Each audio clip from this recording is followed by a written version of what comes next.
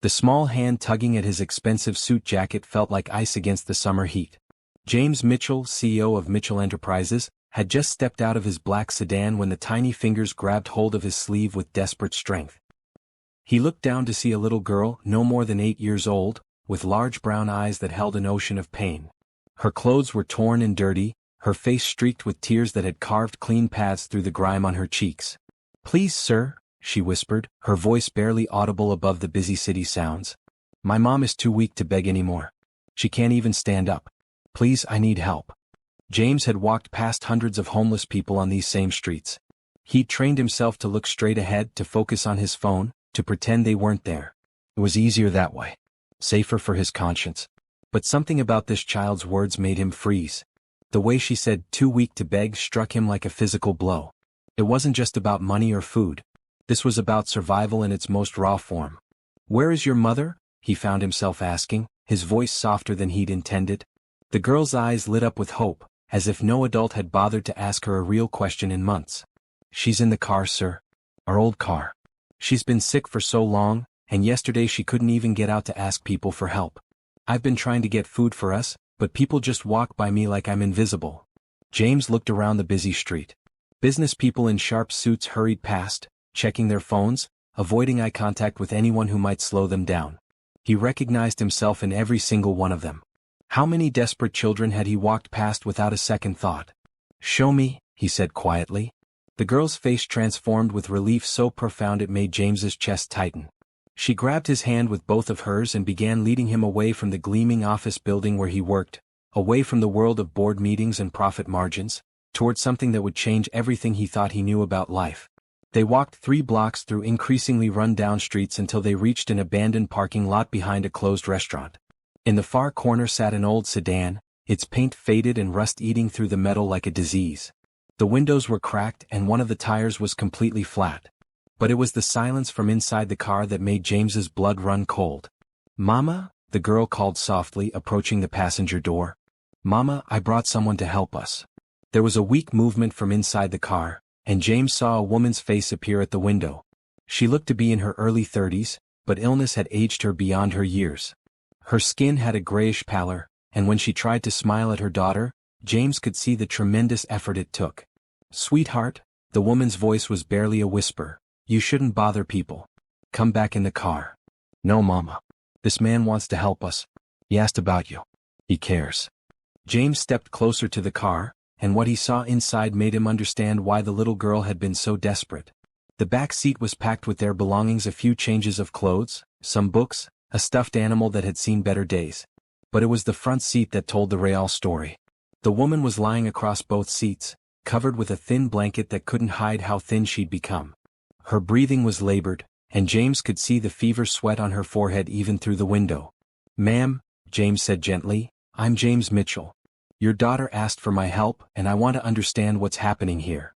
The woman tried to sit up but couldn't manage it. "I'm sorry, sir. I'm Patricia Johnson, and this is my daughter, Hope. We don't mean to be a bother. We'll move along if you need us to." "You're not bothering anyone," James said firmly. "How long have you been living in this car?" Patricia's eyes filled with tears. 3 months now. I lost my job when I got sick and we couldn't pay rent anymore. I keep thinking it'll get better, that I'll get stronger and find work again, but..." She trailed off, looking at her daughter with such love and worry that James felt something crack open in his chest. Hope climbed into the car and took her mother's hand. "Mama's really smart, sir. She used to work in an office before she got sick. She taught me to read and write, and she knows lots of things about computers and stuff. But the sickness won't go away and the medicine costs too much money." James knelt down beside the car so he was at eye level with both of them. "What kind of sickness, if you don't mind me asking?" Patricia coughed, a harsh sound that seemed to tear through her chest. "The doctors at the free clinic think it's pneumonia that never fully cleared up. Maybe something more serious. But without insurance, without money for proper tests." She shrugged helplessly. "Have you eaten today?" James asked. Hope shook her head. "Mama can't keep much food down, and I didn't get enough money for both of us. I made sure she had some water though." The simple way the child talked about choosing between food for herself and her mother hit James harder than any business crisis ever had. This 8-year-old girl was making adult decisions about survival, caring for her sick parent with a maturity that should never have been forced upon her. "Hope," James said carefully. What did you mean when you said your mom was too weak to beg? The little girl looked at her mother, then back at James. Mama used to sit outside the grocery store and ask people for help. She was always polite, always said thank you even when people were mean to her. But she's been getting sicker and sicker, and yesterday she couldn't even walk to the store. She tried, but she fell down in the parking lot and I had to help her back to the car. That's when I knew I had to find help myself. Patricia squeezed her daughter's hand weakly. Hope's been taking care of me instead of the other way around. She's the bravest little girl in the world, but she shouldn't have to be. Children should be worried about school and friends and toys, not whether their parent will wake up in the morning. The raw honesty in Patricia's voice, the way she acknowledged the terrible reversal of roles between mother and daughter, made James realize he was witnessing something profound. This wasn't just poverty or homelessness. This was a family dissolving before his eyes, held together only by an 8-year-old's determination and a mother's desperate love. I want to help, James said, the words coming out before he'd fully thought them through. I want to help both of you. Hope's eyes went wide. Really? You mean it? I mean it, James said, and as he spoke the words he felt something shift inside him. He'd spent years focused on profit margins and market shares, on beating the competition and expanding his empire. But looking at this mother and daughter, seeing their love for each other despite their desperate circumstances, he realized he'd been missing something essential about what really mattered in life. What do you need most right now? He asked. Medicine for Mama, Hope said immediately. And maybe some food that won't make her stomach hurt. And she hesitated, looking embarrassed. What is it, sweetheart? James encouraged. Maybe a place where Mama can lie down properly? The car seats hurt her back, but she pretends they don't because she doesn't want me to worry. James looked at Patricia, who was trying hard not to cry. The gratitude in her eyes was overwhelming, but there was also fear there. Fear that this was too good to be true, that help might disappear as quickly as it had appeared. I'm going to make some phone calls, James said. I'm going to get you both to a doctor and I'm going to make sure you have a safe place to stay. But first let me get you some food and water. When was the last time either of you had a real meal? Patricia and Hope looked at each other, and James realized they were trying to remember. That simple pause, the fact that they had to think about when they'd last eaten properly, told him everything he needed to know about how dire their situation had become. Thank you, Patricia whispered, her voice breaking. I don't know why you're being so kind to us, but thank you. James stood up, his mind already racing with plans. He pulled out his phone and began making calls, but as he spoke to his assistant about arranging medical care and temporary housing, he kept looking back at the car where Hope was gently stroking her mother's hair and telling her that everything was going to be okay. For the first time in years, James Mitchell felt like he was doing something that truly mattered. Within 2 hours, James had arranged for an ambulance to take Patricia to Mercy General Hospital, where his personal physician, Dr. Helen Rodriguez, agreed to see her immediately. As the paramedics carefully moved Patricia from the cramped car to the stretcher, James watched Hope hover nearby, her small hand never letting go of her mother's. I want to stay with Mama, Hope said when one of the paramedics suggested she wait outside during the examination. Of course you can stay with her, James assured her. No one's going to separate you. At the hospital, while Patricia underwent tests and examinations, James sat with Hope in the waiting room. The little girl seemed overwhelmed by the clean, bright environment after months of living in the car. She kept touching the soft chairs and staring at the vending machines full of snacks and drinks. Are you hungry? James asked gently. Hope nodded but then looked guilty. But Mama always says we shouldn't take things from strangers, even when we're really hungry. Your Mama is very smart to teach you that, James said. But sometimes when someone genuinely wants to help, it's okay to accept their kindness. I think your Mama would want you to eat something, don't you? Hope considered this seriously, then nodded again. James bought her a sandwich and a juice box from the cafeteria, and watched in heartbreak as she ate slowly, savoring every bite as if it might be her last meal. When she was halfway through the sandwich, she carefully wrapped up the rest. For Mama, she explained. When she feels better. Dr. Rodriguez emerged from the examination room 2 hours later, her expression grave. She pulled James aside while Hope remained in the waiting room, coloring in a book that one of the nurses had given her. James, this woman is severely malnourished and dehydrated, Dr. Rodriguez said quietly. She has pneumonia, but it's complicated by what appears to be an autoimmune condition that's gone untreated for months. Her body has been fighting on multiple fronts with no resources to do it properly. Will she recover? James asked. With proper treatment, nutrition and rest, yes. But James, she was maybe 2 weeks away from complete organ failure. That little girl saved her mother's life by finding you when she did. The weight of those words settled on James like a physical force. 2 weeks.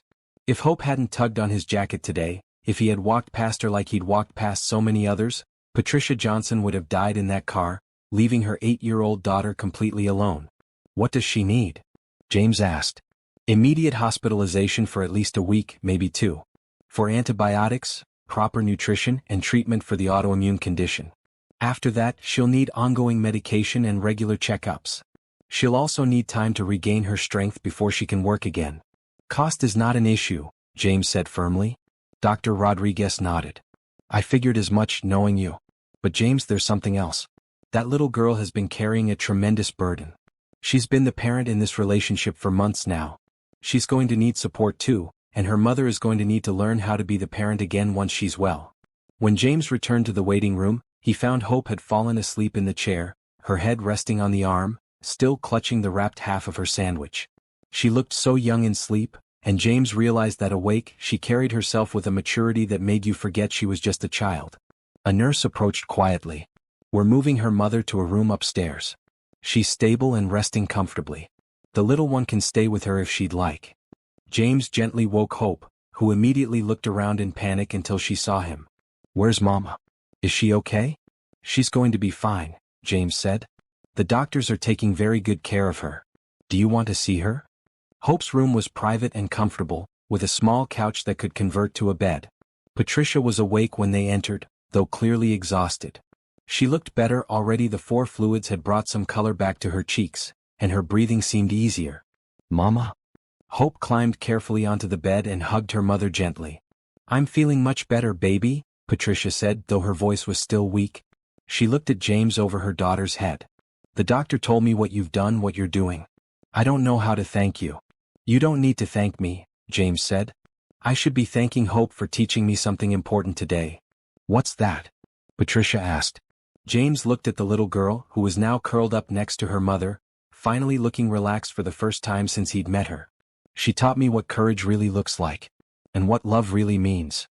Over the next few days, James found himself spending more and more time at the hospital.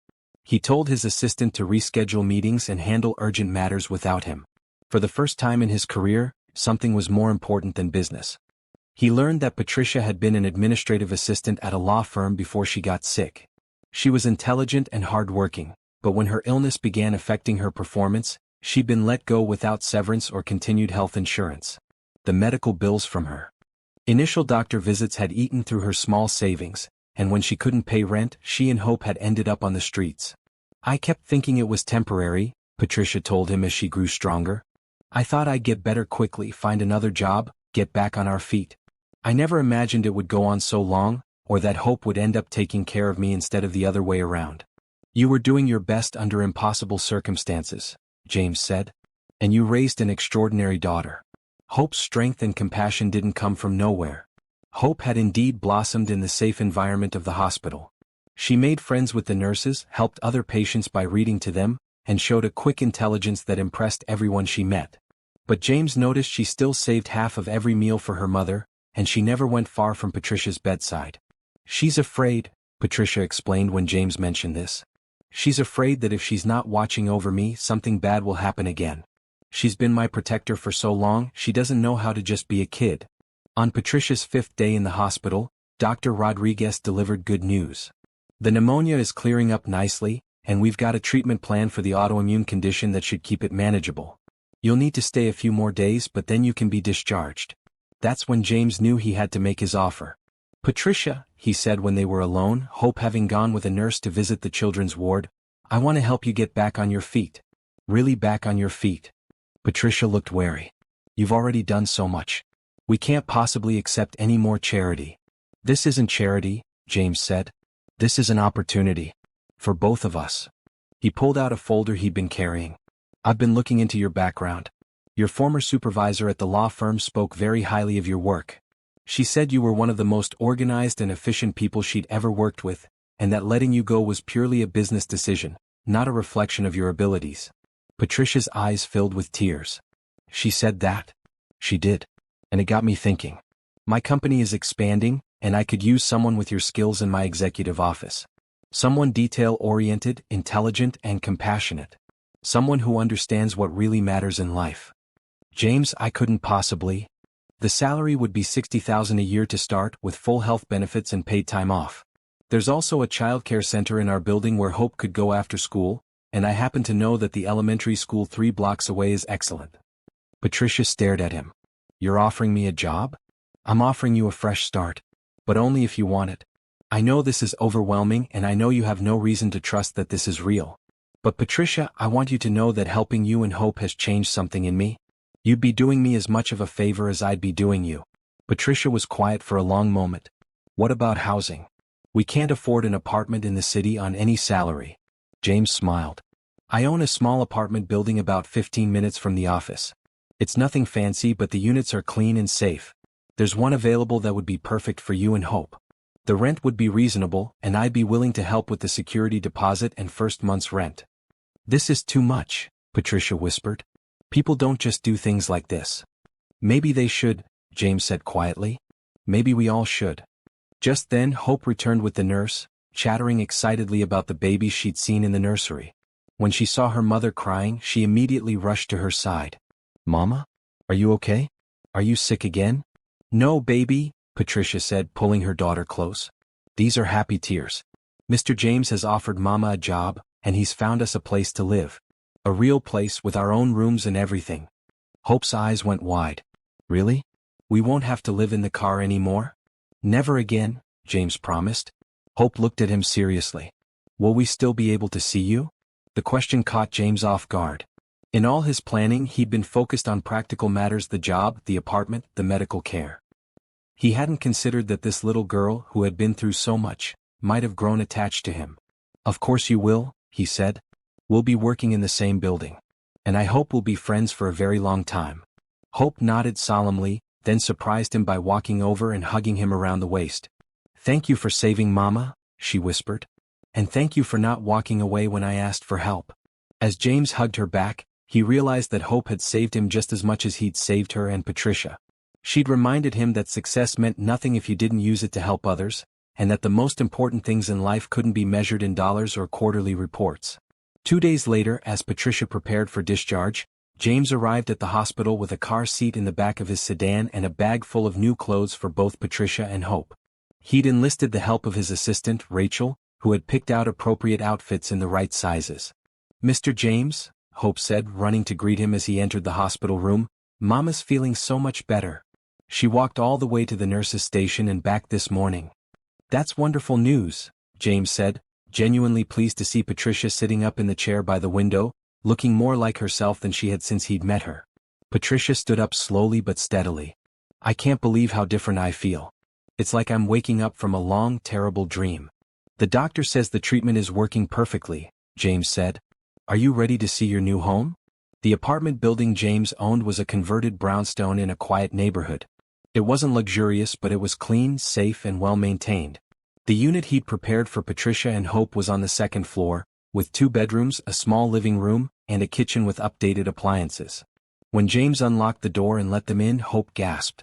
The apartment was fully furnished with comfortable but modest furniture, and James had made sure it was stocked with groceries, basic household supplies, and even some books and toys for Hope. This is ours, Hope asked, walking through the rooms with wonder. This is yours, James confirmed. Patricia sat down on the couch and began to cry.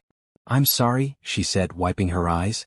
It's just, we've been living in such a small space for so long, and this feels like a palace. Mama, look. Hope called from her bedroom. I have my own bed. And look at all these books. James had asked Rachel to set up Hope's room with age-appropriate books, a desk for homework, and some basic art supplies. The bed was covered with a cheerful yellow comforter, and there was a small bookshelf filled with children's literature. Do you like it? James asked when Hope came running back to the living room. I love it, she said solemnly. But the best part is that Mama has her own room too, with a big bed where she can rest properly. Patricia's bedroom was simple but comfortable, with a queen-sized bed, a dresser, and a small reading chair by the window. James had made sure the mattress was of good quality, knowing how important proper rest would be for Patricia's continued recovery. James, Patricia said, I know you said this isn't charity, but this feels like so much more than we deserve. You deserve to be safe and healthy and happy, James said firmly. Both of you. And I want you to know that this isn't temporary. As long as you want to stay here, this is your home. Over the next few days, James helped Patricia and Hope settle into their new life. He took Hope shopping for school supplies and helped her enroll in the elementary school down the street. The principal, Mrs. Thompson, was impressed with Hope's reading level and maturity, and she assured James that they would provide any additional support Hope might need to adjust. She's remarkably resilient, Mrs. Thompson said after meeting with Hope. But she's also been through trauma. We'll keep an eye on her and make sure she knows she's safe here. James also spent time showing Patricia around the office building where she would work. Mitchell Enterprises occupied 15 floors of a downtown high-rise, and James's executive offices were on the top floor. Patricia's desk would be just outside his office, where she could manage his schedule, handle correspondence, and assist with various projects. I'm nervous, Patricia admitted as they rode the elevator up on her first day. It's been so long since I worked in an office environment. You'll do great, James assured her. And remember, everyone here knows you're coming back from a difficult time. No one expects perfection on your first day. But Patricia exceeded all expectations. Her organizational skills were exceptional, and she quickly proved invaluable in managing James's complex schedule and handling sensitive correspondence. She had a natural ability to anticipate needs and solve problems before they became issues. She's amazing, Rachel told James at the end of Patricia's first week. She's already reorganized your filing system and caught 2 scheduling conflicts I completely missed. Where did you find her? James smiled. She found me actually. Or rather, her daughter did. What impressed James most was how Patricia balanced her new responsibilities with her role as a mother.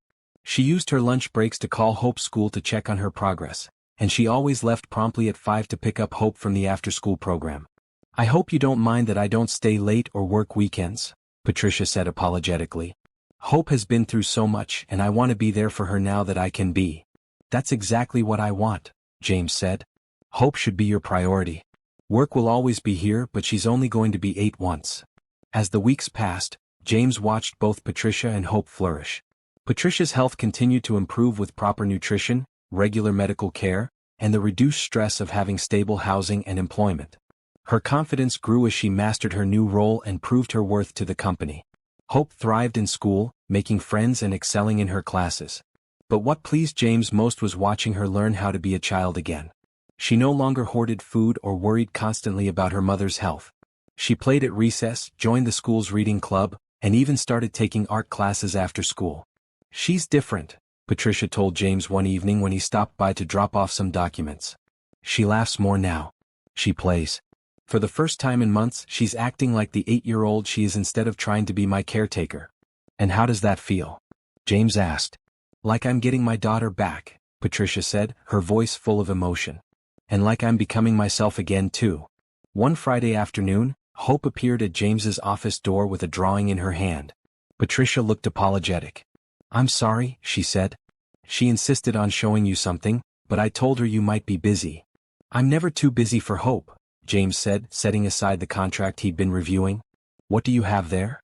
Hope held up a crayon drawing of 3 figures standing in front of a tall building. One was clearly meant to be James in a business suit, one was Patricia in professional attire, and one was Hope herself in a school uniform. It's our family, Hope announced proudly. James felt his breath catch. Our family?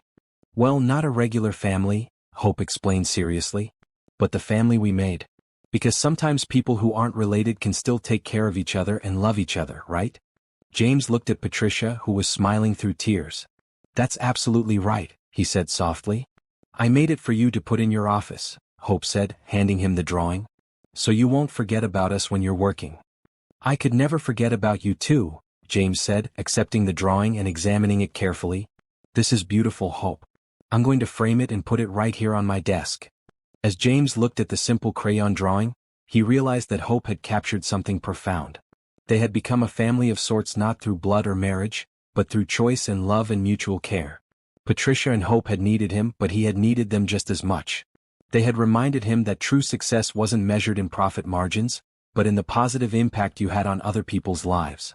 That weekend, James did something he hadn't done in years. He put away his laptop and spent Saturday afternoon at the park with Patricia and Hope. They had a picnic, played on the swings and fed ducks at the pond. It was simple and ordinary and absolutely perfect. Thank you, Patricia said as they watched Hope chase butterflies in the grass. For what? James asked. For giving us our lives back. For giving Hope her childhood back. For reminding me that there are still good people in the world. Thank you for letting me be part of your family, James replied. I didn't realize how empty my life was until you two filled it up. As the sun began to set, Hope came running back to them, her cheeks flushed with happiness and her hands full of dandelions she'd picked. These are for you, Mr. James, she said, presenting him with the wilted flowers as if they were precious roses. Because you're the nicest person in the whole world. James accepted the dandelions with the same care he would have given to an expensive gift. As he looked at Hope's beaming face and Patricia's peaceful smile, he knew that this little girl's desperate plea outside his office building had led him to the most important thing he'd ever done with his life. 3 months after that life-changing day outside his office building, James noticed the transformation in both Patricia and Hope was nothing short of remarkable. Patricia had gained back the weight she'd lost during their months of homelessness, and the gray pallor had been replaced by healthy color in her cheeks. Her autoimmune condition was well controlled with medication, and Dr. Rodriguez had declared her recovery extraordinary. She's proof that good medical care combined with proper nutrition and reduced stress can work miracles, the doctor told James during one of Patricia's follow-up appointments. But more than that, she had something to fight for. Hope and stability gave her the will to get better. At work, Patricia had become indispensable. She managed James's schedule with efficiency and insight, often anticipating his needs before he expressed them. Her gentle manner with difficult clients and her ability to solve complex logistical problems had earned her respect throughout the company. I don't know how you managed without her, said Richard Cooper, James's business partner. She's incredible. Where did you say you found her? She found me, James always replied, and it was the truth in more ways than one. Hope was thriving in school beyond anyone's expectations. Her teacher, Ms. Bennett, called Patricia with regular updates about Hope's progress. She's reading at a 6th grade level, Ms. Bennett reported during a parent-teacher conference. Her math skills are excellent, and she's incredibly creative. But what impresses me most is her empathy. She goes out of her way to help other children who are struggling or lonely. She has a gift for understanding when someone needs kindness. Patricia beamed with pride. She learned about kindness from someone very special, she said, glancing at James, who had insisted on attending the conference. The apartment had truly become their home. Patricia had added personal touches, family photos, plants, and Hope's artwork displayed prominently on the refrigerator. Hope had claimed every corner of her room, filling it with books, art projects, and the treasures that 8-year-olds collect. But it was the Sunday dinners that became the cornerstone of their new life together. What had started as James occasionally stopping by to check on them had evolved into a weekly tradition. Every Sunday, Patricia would cook a family meal, and James would arrive with dessert and stories from his week. This feels like what I always imagined having a family would be like, James confided to Patricia one Sunday evening as they watched Hope play with a puzzle on the living room floor. You never had family dinners growing up? Patricia asked. James shook his head.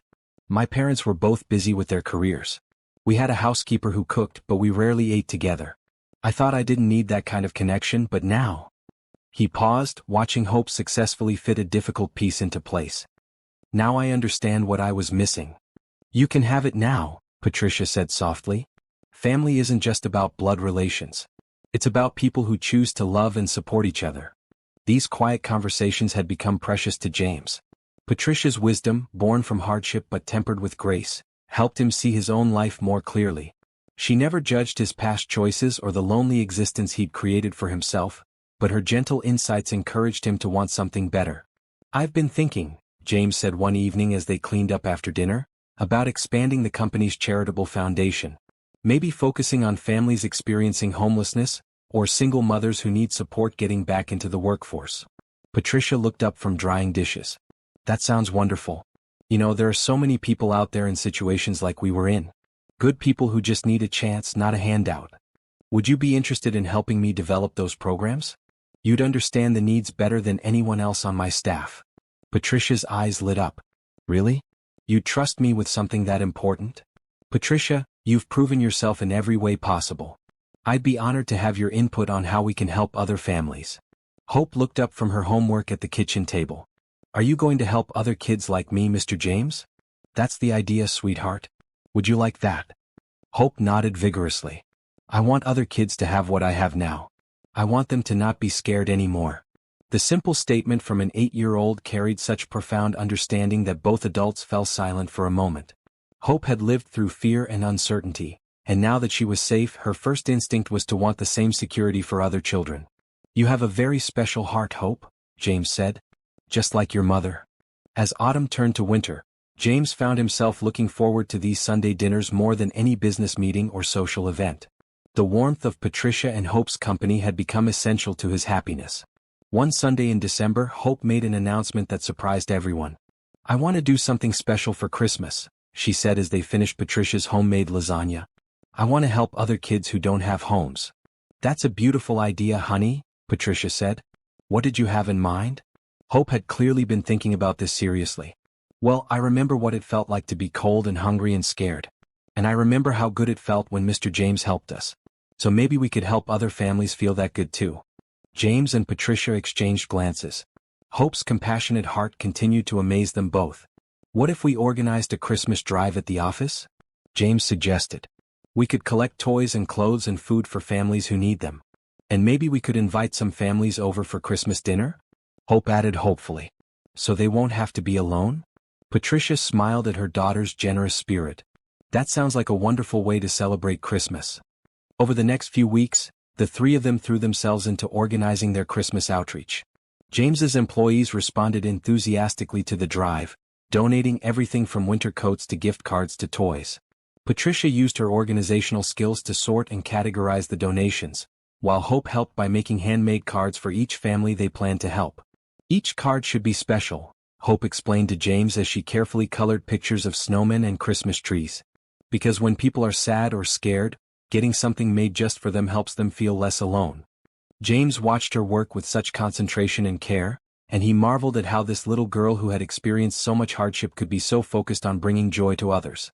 The week before Christmas, they loaded James's car with donations and spent Saturday visiting 3 families that the hospital social worker had connected them with.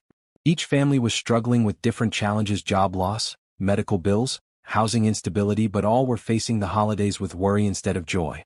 At their first stop, they met the Garcia family. Maria Garcia was a single mother with 2 young sons, living in a tiny apartment after her ex-husband stopped paying child support. When Hope presented her handmade card and James helped carry in bags of groceries and wrapped presents, Maria began to cry. "I didn't know how I was going to give my boys Christmas this year," she said. "They've been so good about understanding why money is tight, but children shouldn't have to worry about these things." "No, they shouldn't," Patricia agreed, thinking of her own recent experience. "But you're doing an amazing job taking care of them. Anyone can see how much they love you." Hope immediately bonded with Maria's sons, showing them the toys they'd brought and reading them a story while the adults talked. James was struck by how naturally she connected with other children, especially those who seemed shy or worried. "She has a gift," Maria observed, watching Hope make her boys laugh. "She makes them feel safe." At their second stop, they visited an elderly man named Robert who lived alone in a senior housing complex. His children lived far away, and he'd mentioned to his doctor that he would be spending Christmas alone for the first time since his wife died. "I don't need much," Robert said when they arrived with a basket of food and some warm blankets. "But having visitors? Well, that's the best gift you could give an old man." Hope listened intently as Robert told stories about his late wife and showed them pictures of his grandchildren. When it was time to leave, she hugged him carefully and promised to visit again soon. "You will?" Robert asked, his eyes lighting up. "Of course," Hope said matter-of-factly.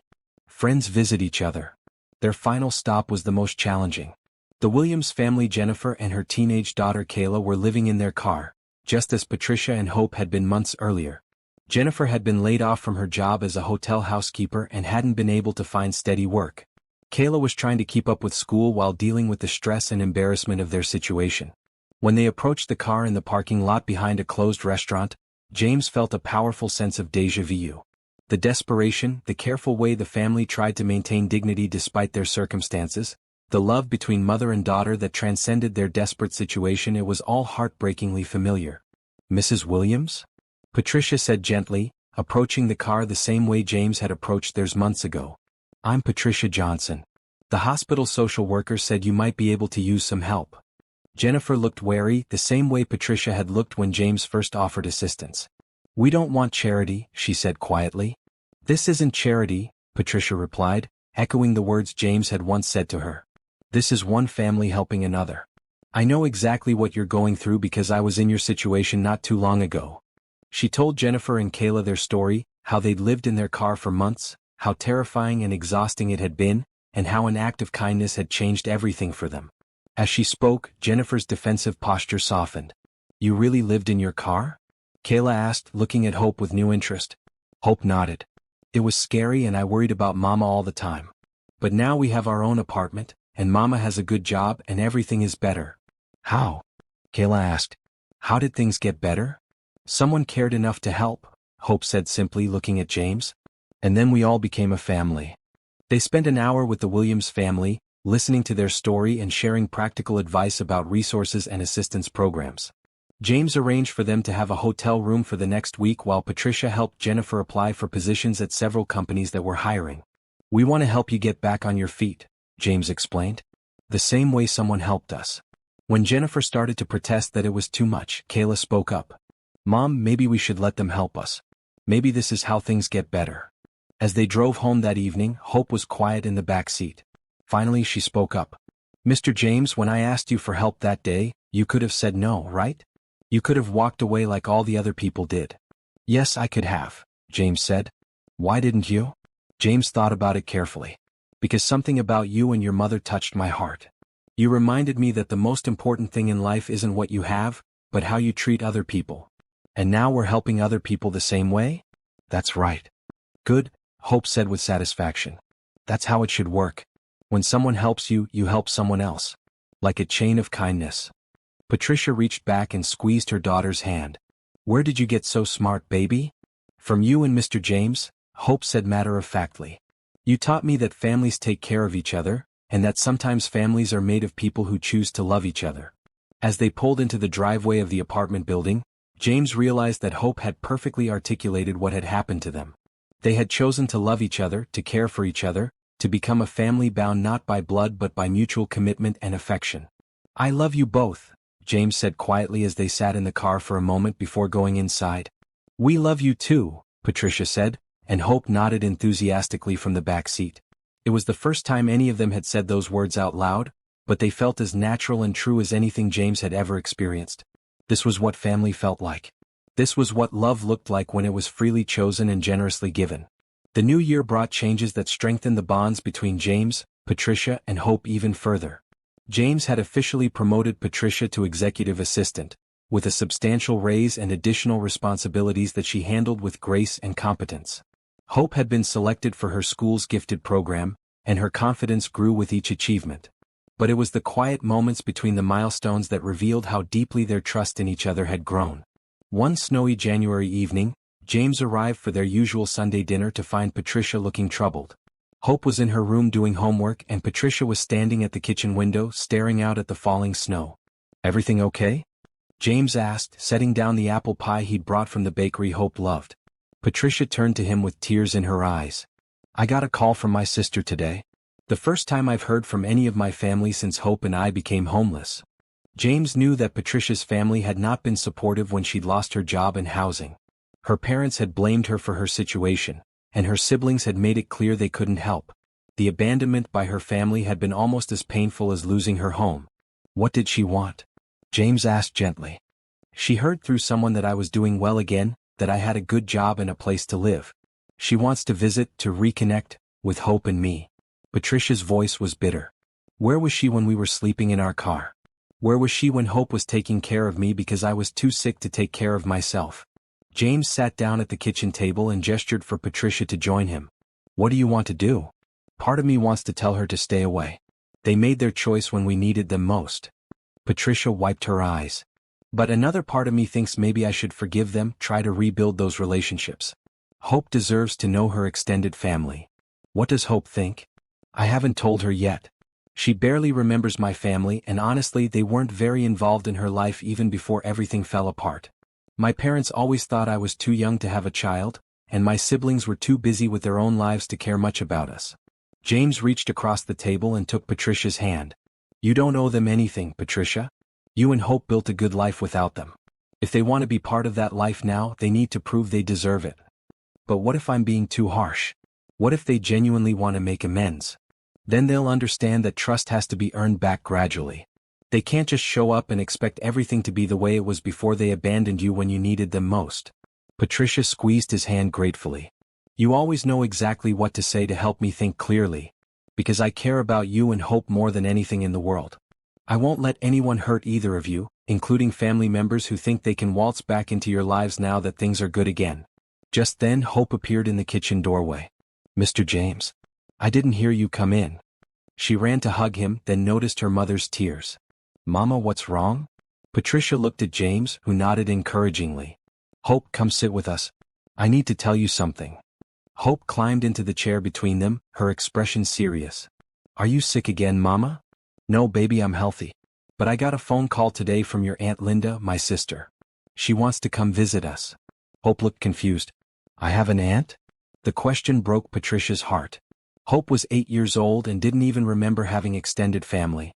You have an aunt and an uncle and 2 sets of grandparents.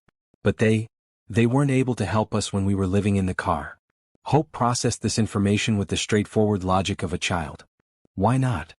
Sometimes adults make bad choices, sweetheart. Sometimes they don't help when they should. But now they want to visit because we have a nice place to live? Patricia and James exchanged glances. Hope's perception was remarkably clear.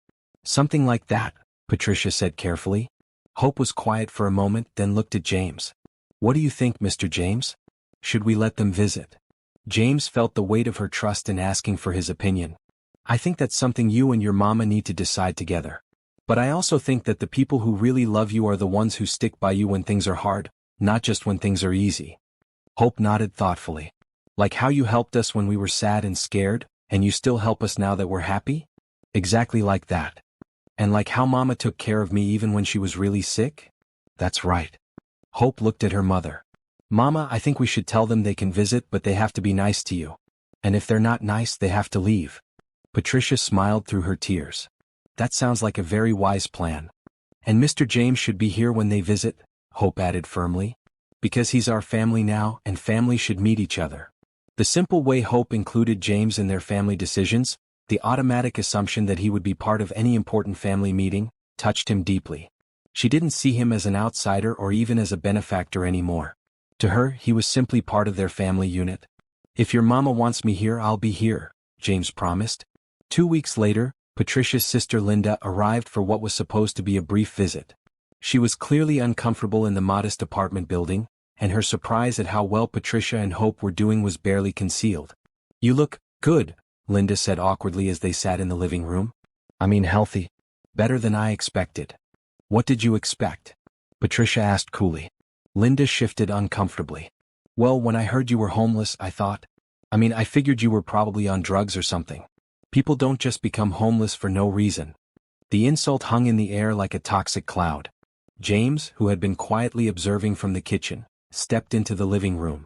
Actually, he said calmly, people become homeless for lots of reasons. Medical bills, job loss, lack of affordable housing, domestic violence. Patricia became homeless because she got sick and lost her job, and instead of helping her, her family chose to judge her. Linda looked startled by his directness. And you are? I'm James Mitchell. I'm the person who helped Patricia and Hope when their family wouldn't. Hope, who had been coloring at the coffee table, looked up. Mr. James is our family now, she announced matter-of-factly. He takes care of us and we take care of him. Linda's face flushed. Patricia, I hope you're not letting this man take advantage of your situation. Men don't just help single mothers out of the goodness of their hearts. The implication was clear and insulting. James felt his anger rise, but Patricia stood up before he could respond. That's enough, Patricia said firmly. James has been nothing but honorable and generous. He saved our lives, gave me a job, helped us get back on our feet, and never asked for anything in return except friendship. If you can't respect him, you need to leave. I'm just looking out for you, Linda protested. I'm your sister. Where were you when I needed a sister? Patricia's voice was steady but filled with pain. Where were you when Hope was taking care of me because I was too sick to take care of her? Where were you when we were sleeping in our car and eating 1 meal a day? I didn't know it was that bad. Yes, you did. I called you. I called all of you. I begged for help and you all said you couldn't get involved. Hope had stopped coloring and was listening to the conversation with wide eyes. James moved to sit beside her, putting a protective arm around her shoulders. Linda looked around the apartment, taking in the comfortable furniture, the photos on the walls, the evidence of a stable, happy life. "It looks like you did fine without us." "We did better than fine," Patricia said. "We found real family. People who love us unconditionally and support us through good times and bad. Something we never had with our blood relatives." Linda stood up abruptly. "If that's how you feel, then I guess there's nothing more to say." "I guess not," Patricia replied. After Linda left, the apartment felt peaceful again. Hope resumed her coloring while Patricia and James sat together on the couch. "Are you okay?" James asked quietly. "I'm better than okay," Patricia said. "I'm free. I spent so many years trying to earn their approval, trying to be the daughter and sister they wanted me to be. But I realize now that their love was conditional, and I don't want that kind of relationship in my life or in Hope's life." "You handled that beautifully," James said. "You protected Hope and yourself, and you stood up for what's right." Hope looked up from her drawing. "Mama, are you sad that your sister was mean?" "A little sad," Patricia admitted. "But mostly I'm grateful for the family we have now. The family that chose us and that we chose back." "Me too," Hope said, returning to her coloring. "Our family is the best family." As they settled in for their usual Sunday dinner, James reflected on what he'd witnessed. Patricia's strength in standing up to her sister, her clear priorities about protecting Hope, and her loyalty to the people who had proven themselves trustworthy, it all reinforced why he'd come to love and respect her so much. They had built something precious together, the three of them. A family based on mutual respect, unconditional love, and shared commitment to each other's well-being. It was everything James had never known he wanted, and everything Patricia and Hope deserved to have. Spring brought new opportunities and deeper connections for their little family. James had been so impressed with Patricia's work on the charitable foundation that he offered her a promotion to Director of Community Outreach, a newly created position that would allow her to develop and oversee programs for families in crisis. "Are you sure I'm qualified for this?" Patricia asked when James first mentioned the opportunity. "I don't have a degree in social work or nonprofit management." "You have something better," James replied. "You have lived experience, genuine compassion, and proven organizational skills.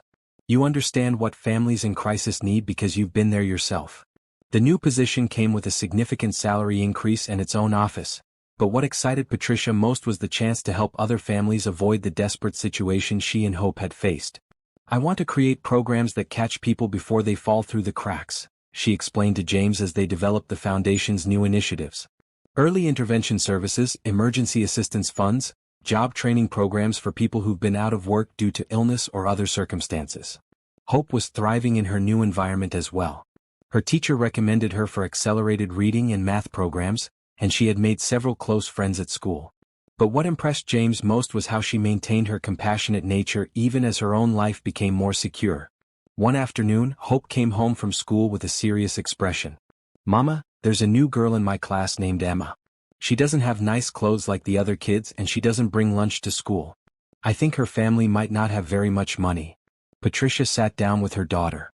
"What makes you think that, honey?" "She reminds me of how I felt when we were living in the car. She looks worried all the time and she sits by herself at lunch.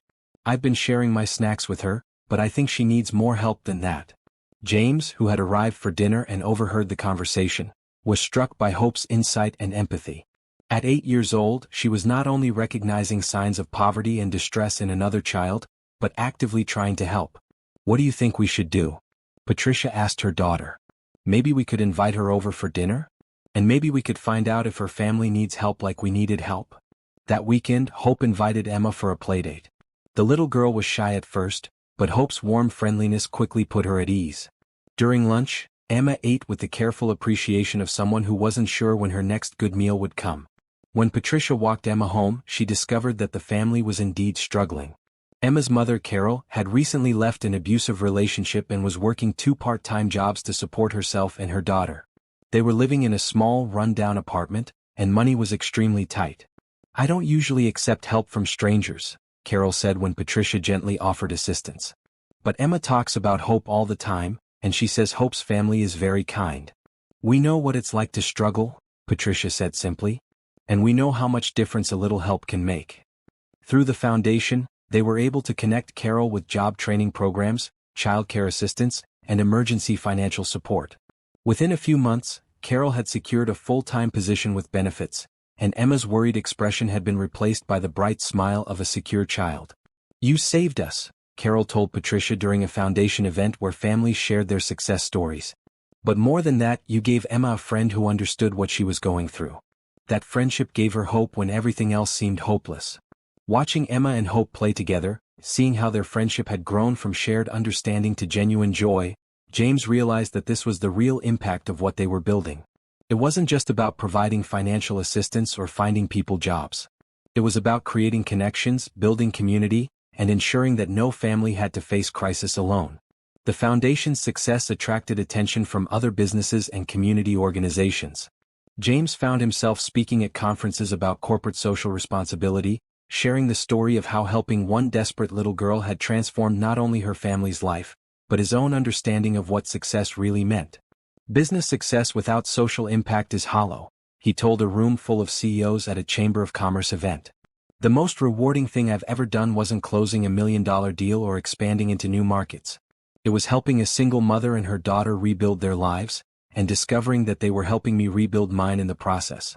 After the speech, several other business leaders approached James about replicating the foundation's programs in their own communities. Patricia found herself consulting with organizations across the country, sharing strategies for effective family support services.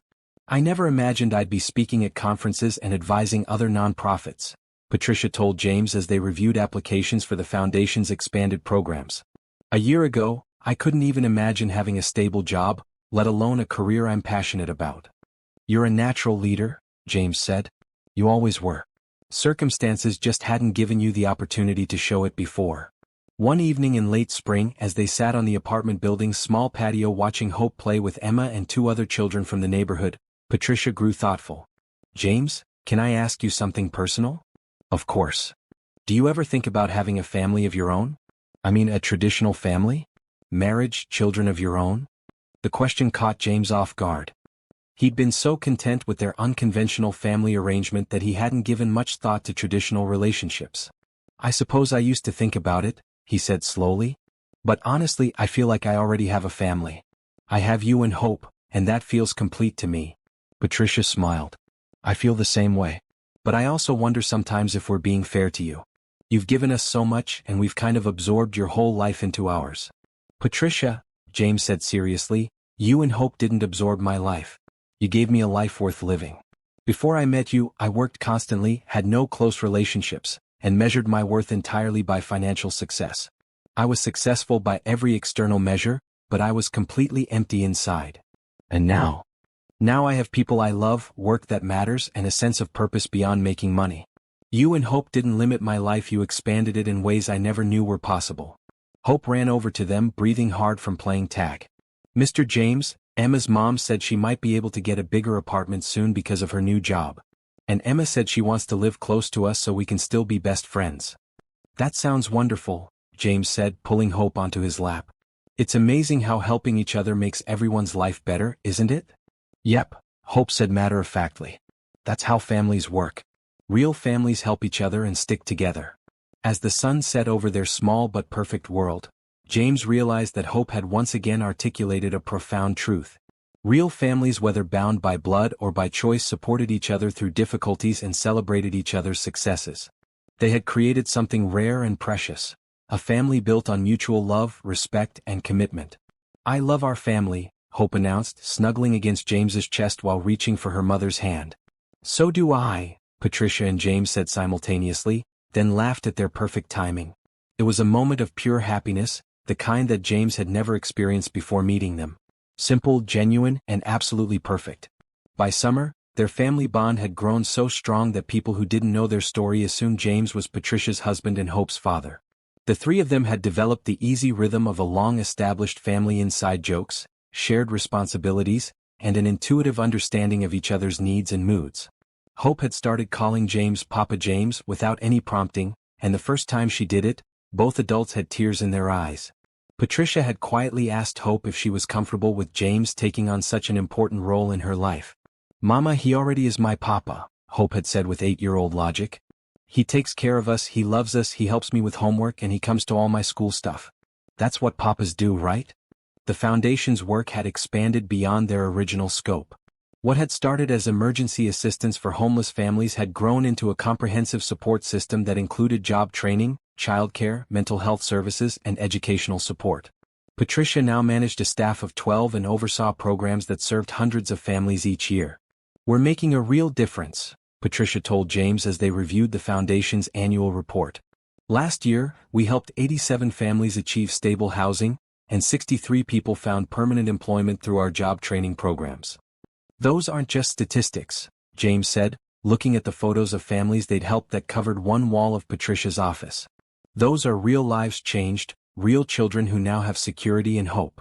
But the success brought new challenges. The foundation's growth required more of Patricia's time, and she worried about maintaining the work-life balance that allowed her to be present for Hope. "I want to help as many families as possible," she confided to James one evening, "but I never want Hope to feel like she's competing with my work for my attention. She's been through enough abandonment in her young life." "What if we restructured things?" James suggested. "What if I took on more of the administrative oversight, and you focused on program development and direct client services? That way you'd have more control over your schedule." "You do that? But the foundation is just one part of your business empire. Patricia, this foundation is the most important work either of us will ever do. And besides," he smiled, "I think I've learned something about what really matters in life." The restructuring worked perfectly.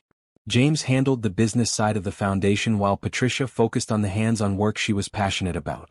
It also meant they spent even more time working together, deepening their partnership and friendship. Hope flourished under the attention of both her mother and James. She excelled academically, made friends easily, and showed a natural leadership ability that impressed her teachers. But what made James proudest was her continued empathy for others. "Papa James," she said one Saturday morning as they worked together in the small garden behind the apartment building, "I've been thinking about something." "What's that, sweetheart?" "Well, we have so much now: our nice home, good food, people who love us. And I remember what it felt like when we had nothing. I think maybe I should do something to help other kids who feel scared like I used to feel." James set down his trowel and gave Hope his full attention. "What kind of something?"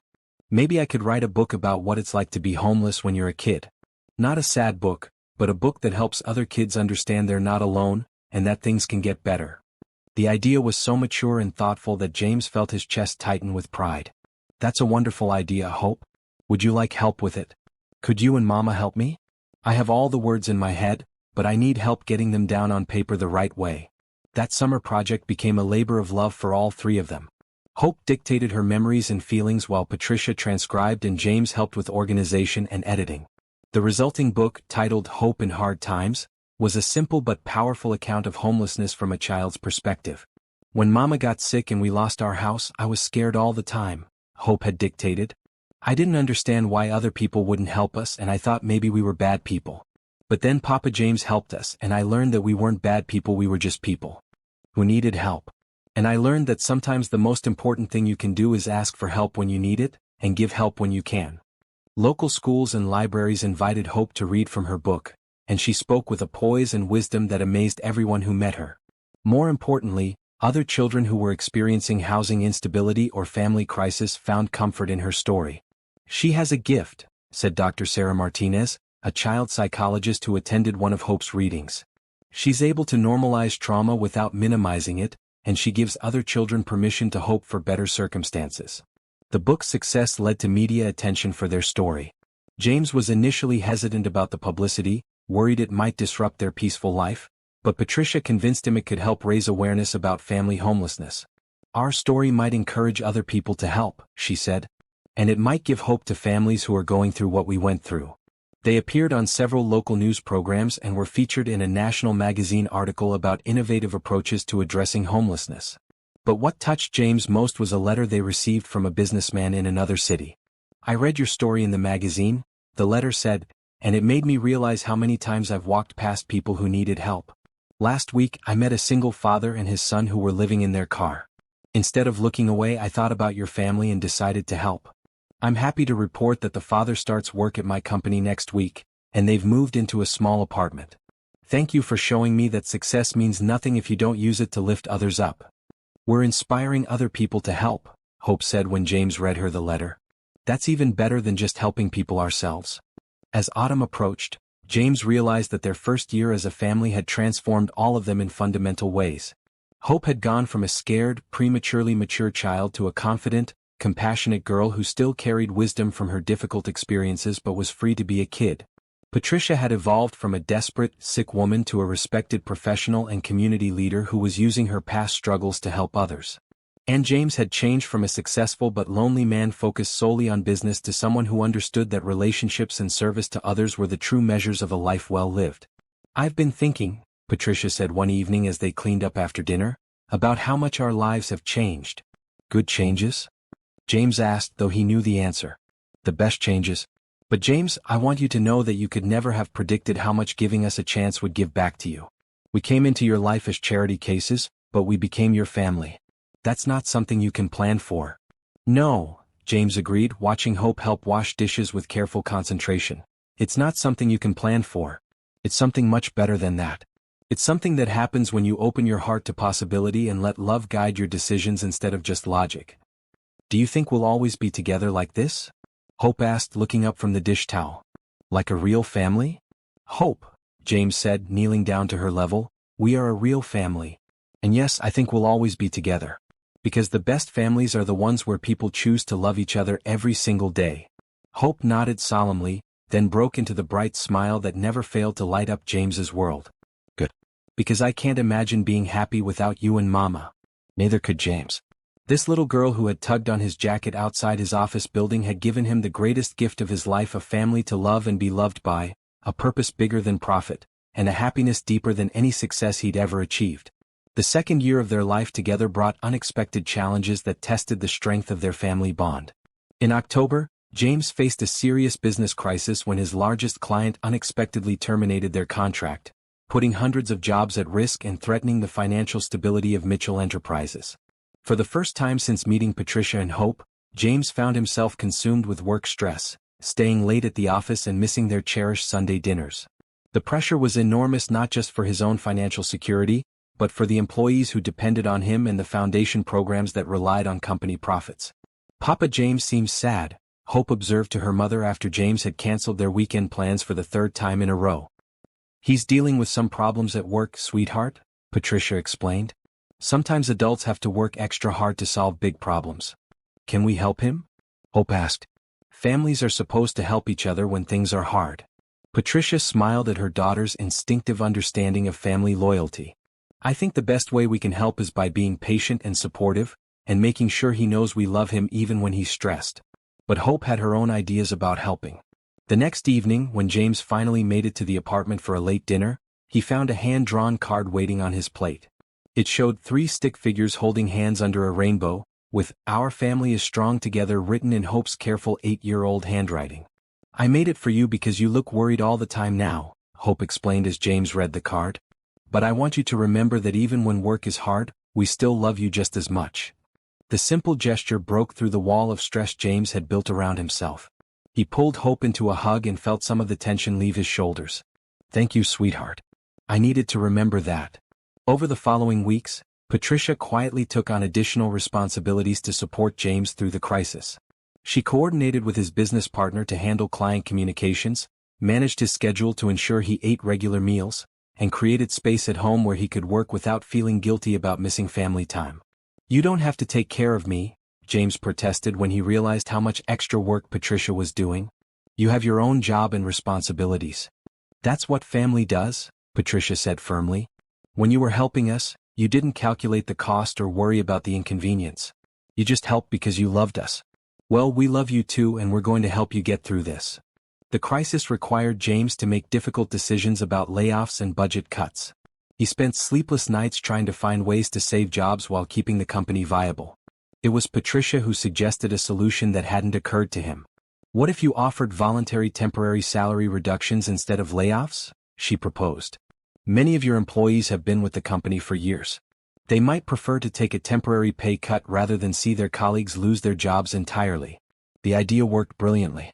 When James presented the option to his staff, 90% volunteered for temporary salary reductions rather than see layoffs.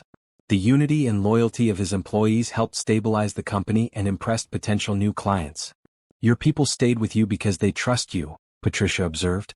The same way Hope and I trusted you when we had nothing. That trust is worth more than any contract. By December, James had secured new clients and the company was back on solid footing.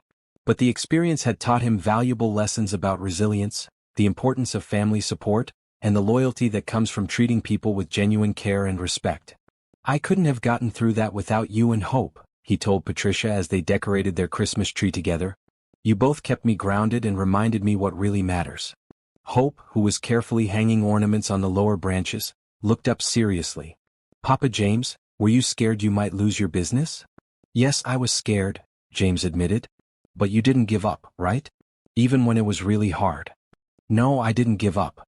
Good, Hope said with satisfaction. Because that's what our family does. We don't give up on things that matter. The challenges weren't over though. In January, Patricia received devastating news during a routine checkup. Dr. Rodriguez had found concerning results in her blood work that suggested her autoimmune condition might be progressing. We need to run more tests, the doctor explained, but there's a possibility that the condition is affecting your kidneys now. It's not necessarily serious, but we need to monitor it closely and possibly adjust your treatment. Patricia was terrified not for herself but for Hope. The thought of leaving her daughter orphaned was unbearable, and she found herself withdrawing emotionally as she waited for test results. Mama's scared again, Hope told James one evening when Patricia was working late at the foundation. She tries to hide it, but I can tell. She gets the same look she had when we were living in the car. James's heart ached for both of them. Patricia was trying to protect Hope from her fears, but Hope was too perceptive and had been through too much to be fooled by forced cheerfulness. What do you think we should do? James asked Hope, recognizing that she often had insights that adults missed. I think we should tell Mama that we're not going anywhere no matter what happens. And that we'll take care of each other no matter what. The wisdom of this 8-year-old never ceased to amaze James. That evening, he and Hope sat down with Patricia for an honest conversation about her health fears. Mama, Hope said, climbing into Patricia's lap, I know you're worried about being sick again. But you don't have to protect me from knowing about it. I'm not scared as long as we're all together. Patricia began to cry. Oh, baby, I just don't want you to have to worry about me again. You've already been through so much. But worrying together is different than worrying alone, Hope said with perfect logic. When we worry together, we can help each other feel better. James took Patricia's hand. Hope's right. We're a family, which means we face everything together. Good news, bad news, scary news, all of it. You don't have to carry these fears by yourself anymore. The test results, when they came back, were better than expected. Patricia's kidney function was normal, and the concerning blood work had been caused by a medication interaction rather than disease progression. But the scare had strengthened their family bond even further. I realized something during those weeks of waiting, Patricia told James. I was so afraid of leaving Hope alone that I forgot she wouldn't be alone. She'd have you. And knowing that makes me feel more secure than any medical test result could. She'd never be alone, James confirmed. Neither of you will ever be alone again. Spring brought new growth in all areas of their lives. The foundation had been selected for a national award recognizing innovative community programs, and Patricia was invited to speak at conferences across the country about their family-centered approach to addressing homelessness. Hope continued to excel in school and had begun writing a second book, this one about the importance of chosen families. Her teacher recommended her for a gifted and talented program that would allow her to work with older students on advanced projects. I want to study how to help families like ours, Hope announced one day. Maybe I'll be a social worker, or maybe I'll run a foundation like Mama does. I want to help people find their families. What do you mean by find their families? James asked. Well, some people's families are the ones they're born with, and that's great. But some people have to make their own families like we did. I want to help people understand that both kinds of families are real and good. As summer approached, James realized that their challenges had made them stronger rather than driving them apart. They had learned to support each other through crisis, to communicate honestly about fears and hopes, and to trust that their bond was strong enough to weather any storm. We've become a real family, he told Patricia one evening as they watched Hope play in the building's courtyard with her friends. Not just people who care about each other, but people who are committed to each other through everything life brings. I think we were a real family from the moment you decided to help us, Patricia replied.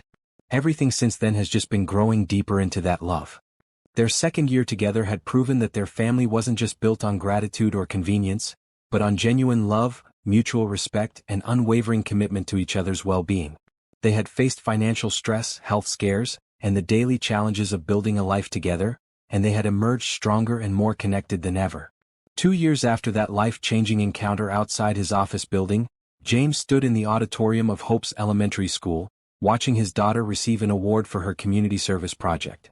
She had organized a clothing drive for homeless families and written a presentation about the importance of helping others that had impressed teachers, parents, and local officials. Hope Johnson Mitchell has shown remarkable leadership and compassion, the principal announced.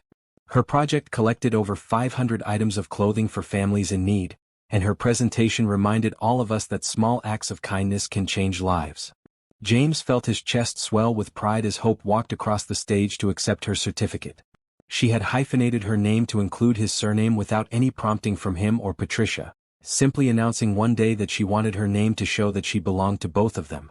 "I'm Hope Johnson Mitchell," she had declared with 9-year-old logic, "because Mama gave me life and Papa James gave us both a new life."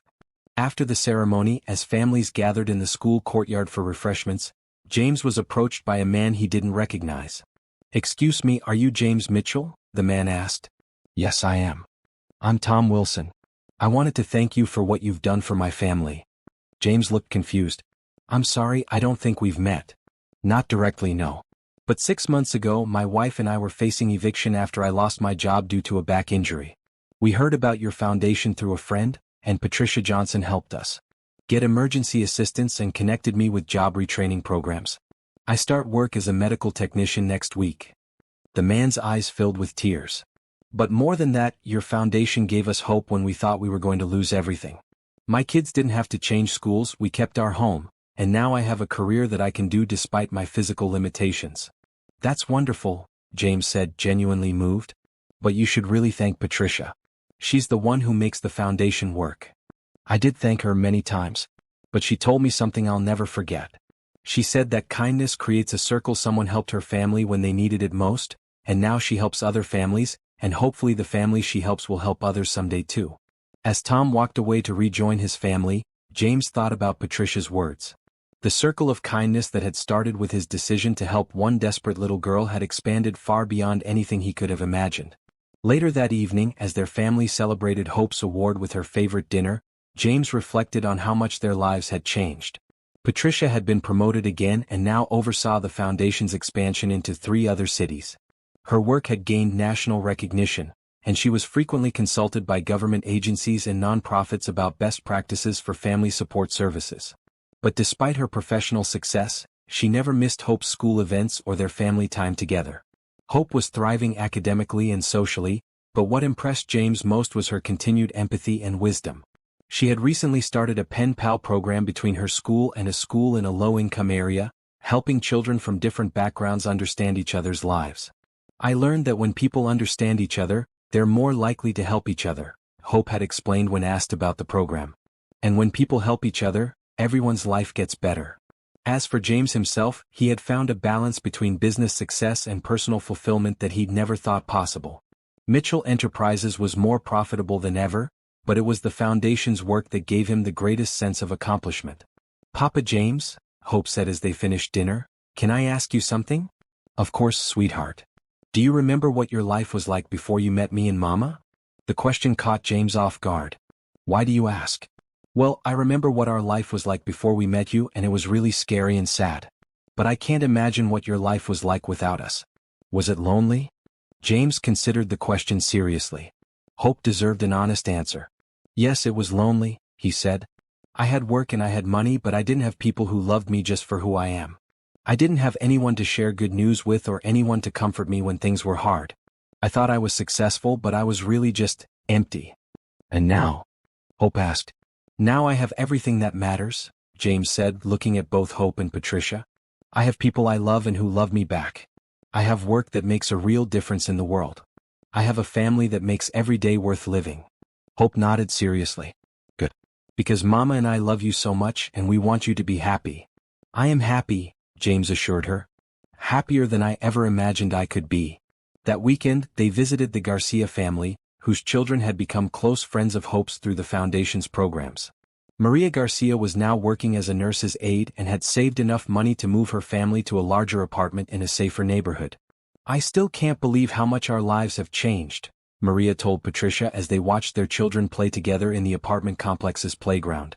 2 years ago, I was working 3 part-time jobs and still couldn't make ends meet. Now I have a career, my boys are doing well in school, and we have stability. You did the hard work, Patricia reminded her. The foundation just provided some support while you rebuilt your life. But without that support, I don't know if we would have made it, Maria said. And now I volunteer with the foundation's new client orientation program. I want other families to know that help is available and that there's no shame in accepting it when you need it. As they drove home that evening, James marveled at how their story had inspired others to both seek help when they needed it and offer help when they could provide it. The foundation now had dozens of volunteer mentors who were former clients, creating a community of support that extended far beyond professional services. We've created something bigger than any of us, he told Patricia as they tucked Hope into bed that night. We've created hope, Patricia replied. For ourselves, for Hope, and for hundreds of other families. That's the most important thing any of us could ever do with our lives. Later, as James sat in his study reviewing foundation reports, he came across a letter from a family in another state who had heard their story through a news article. The family had been inspired to start their own community support program, using the model Patricia had developed. Your story showed us that ordinary people can do extraordinary things when they choose love over indifference, the letter read. Our program has helped 15 families so far, and we're just getting started. Thank you for proving that kindness really can change the world. James smiled as he filed the letter with dozens of others like it. Hope had been right when she said they were creating a chain of kindness. Their story was inspiring others to help, creating ripples of positive change that extended far beyond their own community. As he prepared for bed, James passed Hope's room and saw that her light was still on. He knocked gently and found her sitting at her desk, writing in a journal. What are you working on, sweetheart? He asked. I'm writing down all the good things that happened today, Hope said. Mama taught me to do that when we first moved here. She said that when you write down good things, it helps you remember that even when bad things happen, there are always good things too. That's very wise, James said, sitting on the edge of her bed. What good things happened today? Well, I got the award at school and we had my favorite dinner and we visited Maria and the boys and you read me an extra chapter of my book. Hope looked up from her journal. But the best thing is the same every day. What's that? Having you and Mama as my family. That's the best thing that could ever happen to anyone. As James kissed Hope goodnight and turned off her light, he realized that she had perfectly summarized what mattered most. Not the awards or recognition, not the business success or professional achievements, but the simple, profound joy of having people to love and be loved by. Their journey from that desperate day outside his office building to this moment of quiet family happiness had been filled with challenges and growth, setbacks and triumphs. But through it all, they had remained committed to each other and to the belief that love and kindness could overcome any obstacle. James fell asleep that night filled with gratitude for the little girl who had tugged on his jacket and changed his life forever, for the woman who had shown him what strength and grace looked like, and for the family they had built together through choice, commitment, and unconditional love. 5 years had passed since that rainy day when Hope had tugged on James's jacket, and their family had grown in ways none of them could have imagined. The foundation now operated in 8 cities, had helped over 1,000 families achieve stability, and served as a model for community-based support programs across the country. Patricia had been invited to testify before Congress about effective approaches to family homelessness, and her expertise was sought by organizations around the world. But despite her professional success, she always made it clear that her priority was her family. Hope, now 13, was an honor student who had been accepted into a prestigious academic program for gifted students. She had also published her second book, Making Families, which had become required reading in social work programs at several universities. Her wisdom and compassion continued to amaze everyone who met her. James had restructured his business to focus primarily on the foundation's work while maintaining enough commercial clients to ensure financial stability. He had discovered that using his business skills to solve social problems was far more fulfilling than simply generating profit. But it was the personal milestones that mattered most to their family. On a sunny Saturday morning in May, James sat at his kitchen table with a cup of coffee and a set of legal documents that represented the most important decision of his life. After months of legal proceedings, the adoption papers were finally ready for signing. "Are you nervous?" Patricia asked, sitting down beside him. "Not nervous," James said. "Excited, grateful, ready to make official what's been true in our hearts for years." Hope appeared in the kitchen doorway, still in her pajamas but clearly too excited to sleep. Is today the day, Papa James? Today's the day, sweetheart. Are you ready to officially become Hope Johnson Mitchell? I've been ready since the day we met you, Hope said solemnly, then broke into a grin. But yes, I'm super ready. The adoption ceremony was small and intimate, held in the family court with only their closest friends in attendance. Judge Williams, who had reviewed their case, smiled warmly as she addressed them. It's rare to see a case where the legal process is simply catching up to an emotional reality that's already been established, she said. Mr. Mitchell, it's clear that you've been Hope's father in every way that matters for years now. Today we're just making it official. When James signed the final papers, making Hope legally his daughter, she threw her arms around him with such joy that several people in the courtroom began to cry. Now we're really truly officially a family forever, Hope announced to the room. After the ceremony, they celebrated with a small party at their favorite restaurant. The Garcias were there, along with several families from the foundation, James's business partner Richard, and Dr. Rodriguez, who had been caring for Patricia's health throughout their journey. I want to make a toast, Hope said, standing up with her glass of sparkling cider. To Papa James for choosing to love us when we needed love most. To Mama for teaching me that families can be made with love even when they're not made with blood. And to all of you for showing me that kindness creates more kindness wherever it goes. As everyone raised their glasses, James felt overwhelmed with gratitude for the journey that had brought them to this moment. The scared, lonely businessman who had walked past hundreds of homeless people without a second thought had been transformed by the love of one brave little girl and her extraordinary mother. That evening, as they settled into their evening routine at home, Hope made an announcement that surprised both adults. I've decided what I want to do when I grow up, she said as they sat together in the living room. What's that? Patricia asked. I want to be a lawyer who helps families stay together. I want to make sure that kids who don't have homes can find families who will love them, and that families who are struggling get the help they need to stay together. That's a wonderful goal, James said. What made you decide on that? Well, I was thinking about how many lawyers work to solve business problems or argue about money, but not enough lawyers work to solve people problems. I want to use the law to help families like ours. Once again, Hope's insight and maturity amazed her parents. At 13, she had already identified a career path that would allow her to use her gifts to help others in meaningful ways. I think you'll be an excellent lawyer, Patricia said. You certainly have the intelligence and the passion for justice. And you have the most important qualification, James added. You understand what it feels like to need help, and you remember what it means when someone chooses to provide it. Later that night, after Hope had gone to bed, James and Patricia sat together on their small balcony, looking out at the city lights and reflecting on their journey. Do you ever think about what would have happened if you had walked past us that day? Patricia asked quietly. James considered the question seriously. I try not to think about it too much because it makes me sad to imagine.